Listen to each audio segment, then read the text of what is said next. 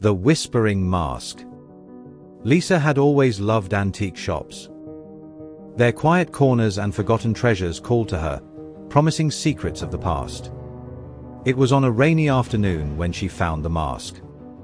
It was tucked in the back of a dusty shelf, hidden among porcelain figurines and faded books.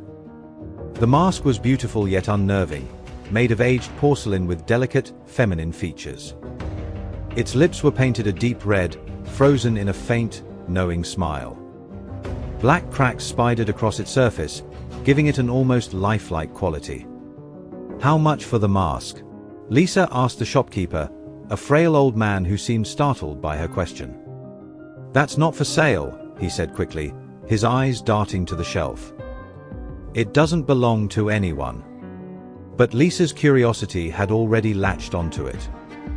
After some persuasion and a little extra cash, the shopkeeper reluctantly handed over the mask, muttering something under his breath. That night, Lisa couldn't resist trying it on. She stood before her bedroom mirror, carefully securing the satin ribbons behind her head. The mask fit perfectly, almost too perfectly, molding to her face like a second skin. She felt a chill run through her, but she couldn't deny how strangely beautiful it made her look. Then, she heard it. A whisper. "Do you see me?" Lisa froze. The voice wasn't hers, and it wasn't in the room. It was inside her head. She yanked the mask off, her heart racing. The whispers stopped. Laughing nervously, she told herself she was just tired. She placed the mask on her dresser and went to bed. At 3 a.m., she woke to the sound of whispers. "Lisa, do you see me?" The voice was clearer now, closer. Her eyes darted to the dresser. The mask was gone. A chill swept through the room. Lisa's breath hitched as she saw it, her reflection in the mirror. But it wasn't her. The mask was on her reflection's face, though she hadn't put it back on. The reflection's lips moved, even though Lisa's remained still.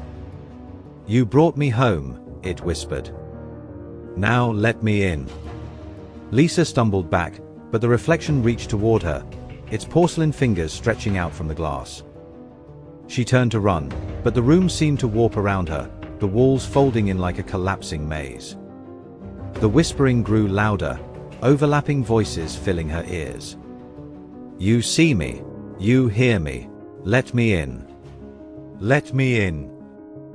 Suddenly, she felt a cold, hard surface press against her face. The mask was back, wrapping itself around her head with unrelenting force. She clawed at it, but it wouldn't budge. The whispers turned to screams, her vision darkened, and then silence. When Lisa's friends found her days later, she was sitting motionless before the mirror. Her face was pale, her eyes wide and empty. The mask was gone, but the faint, knowing smile lingered on her lips. There is nothing we can't make scary.